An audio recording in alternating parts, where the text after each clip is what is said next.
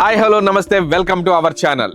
పాకిస్తాన్ ను మట్టి కరిపించిన 18 ఏళ్ల కుర్రాడు. ఇప్పుడు మనం 80వ స్వాతంత్ర దినోత్సవం చాలా ఘనంగా జరుపుకుంటున్నాం. అంటే ఎంతమంది బలిదానాలు, ఎంతమంది త్యాగ ఫలాలు. ఈ రోజు భారతదేశం అంతా కూడా గర్విస్తుంది. అంటే ఎంతమంది సైనికుల జీవితాల త్యాగం, ఎంతమంది గొప్ప వాళ్ళ యొక్క త్యాగం. భారత్ స్వతంత్రం సాధించుకోవడం ఒక ఎత్తు అయితే, దానిని కంటికి రెప్పలా కాపాడుకోవడం మరో ఎత్తు. ఎందుకంటే అవకాశం దొరికినప్పుడల్లా భారతదేశాన్ని నాశనం చేయడానికి పాకిస్తాన్ ప్రయత్నిస్తూనే ఉంది. ఈ క్రమంలో భారత్ పాక్ మధ్య అనేక యుద్ధాలు, అంటే ఆ మధ్య కాలంలో అయితే మనకి స్వతంత్రం వచ్చిన తర్వాత 3 ప్రధాన యుద్ధాలు జరిగాయి. వీటిల్లో భారత త్రివిధ దళాలు, పోలీసులు, పౌరులు ఎన్నో త్యాగాలు చేసి భరతమాతకు విజయాన్ని అందించారు. భరతమాత నుదిటిన తిలకాన్ని దిద్దారు. కానీ అలాంటి యోధుల గురించి ఎవరికీ తెలియదు. ఒకవేళ మీడియా ద్వారా తెలుసుకుందామన్నా కానీ వాటి మీద మనకి పెద్దగా ఇంట్రెస్ట్ ఉండదు. కానీ మనం మాత్రం టీవీల్లో సినిమాలు చూస్తూ రాత్రిపూట ప్రశాంతంగా నిద్రపోతున్నామంటే, మన బోర్డర్లో సైనికులు -°C చలిలో కంటి మీద కునుకు లేకుండా వాళ్ళు మనని కాపాడుతున్నారు కాబట్టి మనం కంటి నిండా నిద్రపోతున్నాం. కానీ 19 సంవత్సరాల సైనికుడు పాకిస్తాన్ మోకను ముప్పు తిప్పలు పెట్టాడు. అలాంటి సైనికుడి గురించి, అలాగే ఈ యుద్ధంలో వాడేటువంటి బాంబర్ను 30 అడుగుల ఎత్తులో నడిపిన ఒక వీరుడి గురించి, ఇంకా అనేక మంది ఈ 3 యుద్ధాల్లో చేసినటువంటి కమాండర్ల గురించి ఈరోజు మనం తెలుసుకోబోతున్నాం. 1947లో భారతదేశానికి స్వతంత్రం వచ్చిన వెంటనే జమ్మూ కాశ్మీర్ మాత్రం విలీనం కాలేదు. ఆ ప్రాంత రాజు హర్సింగ్ విలీనానికి అంత సుముఖంగా లేరు. మరోవైపు ఇదే అవకాశంగా తీసుకున్నటువంటి పాకిస్తాన్ జమ్మూ కాశ్మీర్ ఆక్రమణ కోసం 1947 అక్టోబర్ 22న దాడులు మొదలుపెట్టింది. ఇక్కడ పష్తూన్ తెగ అని ఒక తెగ ఉంటుంది. వీళ్ళు ఆదివాసులు. వాళ్ళ ఆదివాసుల ముసుగులో సైనికులను కూడా పంపించేసింది. దీంతో వాళ్ళు ఏం చేశారంటే ముజఫరాబాద్, అలాగే బారాముల్లా ఈ నగరాలను వీళ్ళంతా కూడా స్వాధీనం చేసుకున్నారు. మరోవైపు విలీన పత్రంపై రాజా హర్సింగ్ సంతకం చేయడంలో జాప్యం కావడంతో భారత్ ఏమన్నా ఇక్కడికి సైన్యాన్ని పంపడం సాధ్యం కాలేకపోయింది.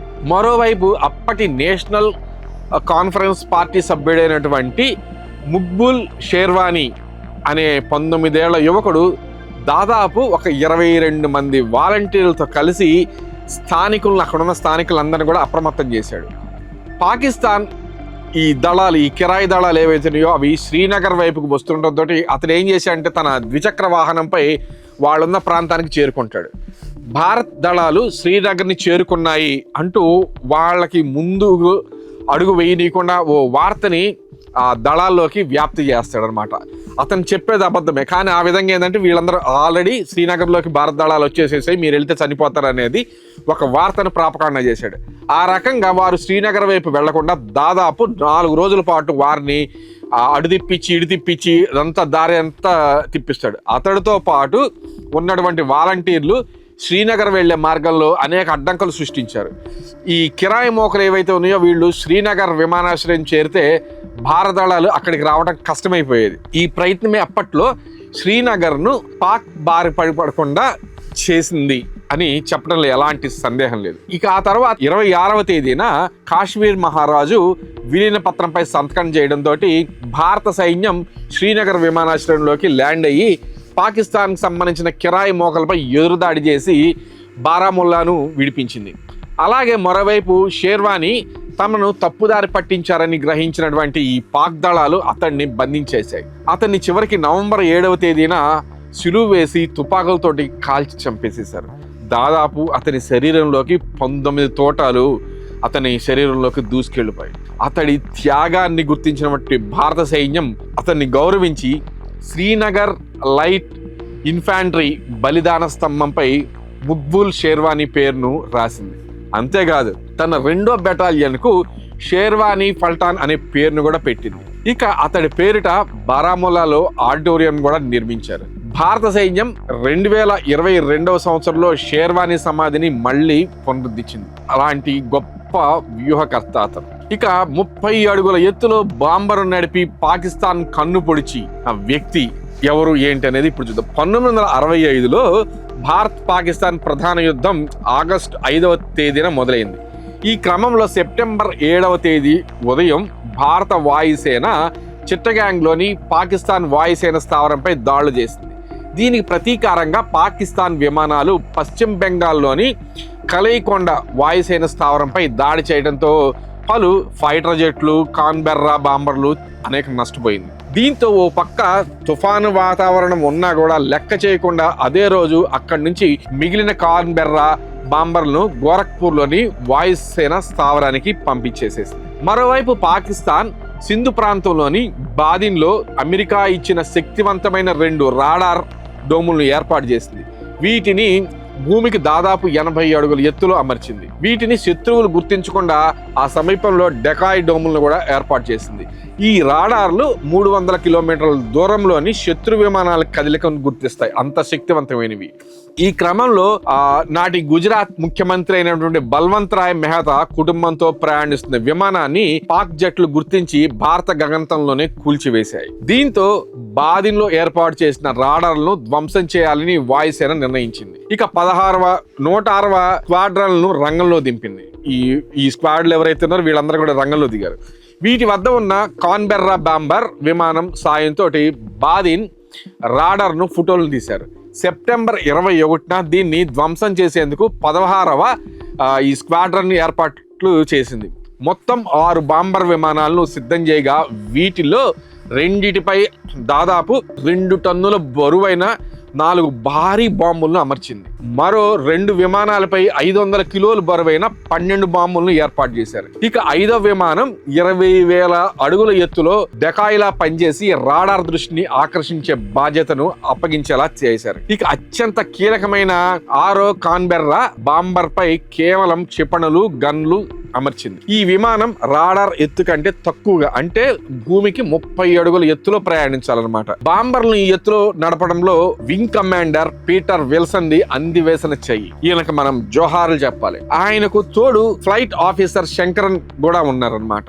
ఈ బృందం ఏం చేశారంటే వీళ్ళిద్దరు కలిసి, వీళ్ళ టీం అంతా కలిసి తమ ప్రణాళికలను పక్కగా అమలు చేసింది. కేవలం 30 అడుగుల ఎత్తులో ప్రయాణించి రాడార్ కేంద్రం వద్దకు చేరారు వీళ్ళు. విల్సన్ విమానంలోని ఓ రాకెట్ ప్యాడ్ మాత్రం మధ్యలో మొరాయించింది. కానీ బాదిన్ రాడార్ స్టేషన్ పూర్తిగా ధ్వంసమైంది. ఆ రోజు బాంబింగ్ దెబ్బకు అక్కడ గ్రామంలోని వాళ్ళు భూకంపం వచ్చిందని భ్రమించారంటే ఇక పరిస్థితి అర్థం చేసుకోవచ్చు ఏ విధంగా బాంబింగ్ చేశారో మన వాళ్ళని. ఈ ప్రమాదకర మిషన్కు గాను వింగ్ కమాండర్కు వీరచక్ర పురస్కారం లభించింది. వాస్తవానికి ఈ మిషన్ తర్వాత భారత్ కరాచీ, ఈ పెషావర్ వద్ద స్వేచ్ఛగా గగనతలాలను నిర్వహించింది. ఇక 1971 యుద్ధం. ఈ 1971 యుద్ధం కనుక తీసుకుంటే ఈ యుద్ధంలో పాకిస్తాన్ మొక్కలైపోయిందనే చెప్పాలి. ఒక రకంగా చెప్పాలంటే ఈ యుద్ధంలో భారత్ ఘన విజయం సాధించింది. దీనిలో ముక్తివాహిని పాత్ర చాలా కీలకమైంది. తూర్పు పాకిస్తాన్ను లోపల దెబ్బతీసింది ఈ దళం. 1970 ఎన్నికల్లో తూర్పు పాకిస్తాన్లోని అవామీ లీగ్ భారీ మెజార్టీ సాధించింది. దాని అధినేత ఎవరంటే ముజిబర్ రెహమాన్తో రాజీ చేసుకునేందుకు పశ్చిమ పాకిస్తాన్ నేత జుల్ఫికర్ అలీ భుట్టోతో అవగాహన కుదరలేదు. దీంతో బంగ్లాదేశ్ స్వతంత్ర పోరాటానికి ముజిబుర్ బీజం వేసినట్లు అయింది. ఇక 1971 మార్చి 25న పాకిస్తాన్ అత్యవసర పరిస్థితిని ప్రకటించాల్సి వచ్చింది. 26వ తేదీన ముజీబ్ స్వాతంత్ర ప్రకటన ఏదైతే చేశారు. పశ్చిమ పాకిస్తాన్ సైన్యం హింసాత్మక చర్యలతోటి తూర్పు పాకిస్తాన్లోని సాయుధ దళాల సిబ్బంది, పోలీసులు అందరూ కూడా బలయ్యారు. వారిలో కొందరు భారత్కు చేరుకున్నారు. ఈ క్రమంలో వారికి శిక్షణ ఇచ్చి పాక్ దళాలను ఎదుర్కోవాలని భారత్ భావించి ఏప్రిల్ చివరిలో ఆపరేషన్ జాక్పాట్ను ప్రారంభించింది. రీసెర్చ్ అండ్ అనాలిసిస్ వింగ్కు అనుబంధంగా పనిచేసే ముఖ్య అధికారులు DIG Gnanananda Sharma, political officer Birjananda చౌదరిని రంగంలోకి దింపింది. జ్ఞానానంద శర్మ క్యాంపుల ఏర్పాటుని పర్యవేక్షించేవాళ్ళు. బిర్జానంద పేలుడు పదార్థాల నిపుణుడు. ముక్తివాహినికి అస్సాంలోని కొండ ప్రాంతమైన లోయర్ హాఫ్లాంగ్ ప్రాంతంలో బ్యాచ్ల వారీగా శిక్షణ ఇచ్చారు. ఆయుధాలు, కమ్యూనికేషన్ పరికరాలు వాడటం, మెరుపు దాడులు చేయటం, కమాండో శిక్షణ వంటి వాటిలో వీళ్ళకి బాగా శిక్షణ ఇచ్చారు. ఆ తరువాత పశ్చిమ బెంగాల్, బీహార్, అస్సాం, త్రిపుర, మేఘాలయ మార్గాల్లో బంగ్లాదేశ్లోకి వీళ్ళు వెళ్ళారు. అక్కడికి వెళ్ళిన వీడు ముక్తివాహిని సభ్యులుగా 200కు పైగా వంతెనలు, 100కు పైగా రైల్వే లైన్లు, 90 వరకు విద్యుత్ కేంద్రాలను ధ్వంసం చేసేశారు. ఇది పశ్చిమ పాక్ సైనికుల లాజిస్టిక్స్ వ్యవస్థను పూర్తిగా దెబ్బతీసిందనే చెప్పాలి. అంతేకాదు ఈ ముక్తివాహిని నావికా విభాగం పెద్ద సంఖ్యలో పాకిస్తాన్ నేవీని దెబ్బతీసింది. దీంతో భారత్తో ప్రత్యక్ష యుద్ధం మొదలు కాగానే తూర్పు పాకిస్తాన్ కొన్ని రోజుల్లోనే పతనమై బంగ్లాదేశ్ ఆవిర్భావించేందుకు మార్గం సుగమమైంది. ఇలాంటి యుద్ధాలు ప్రతిరోజు కూడా మన సైనికులు చేస్తూనే ఉన్నారు. వారి యొక్క త్యాగ ఫలమే ఈ రోజున మనం ప్రశాంతంగా రాత్రిపూట మనం నిద్రపోగలుగుతున్నాం. సో ఈ యుద్ధాల్లో మరణించినటువంటి మన సైనికులు అందరికీ కూడా 80వ స్వాతంత్ర దినోత్సవం సందర్భంగా వీళ్ళందరికీ కూడా మన studio one news hats off చెబుతుంది, సెల్యూట్ చేస్తుంది. జై హింద్, జై భారత్.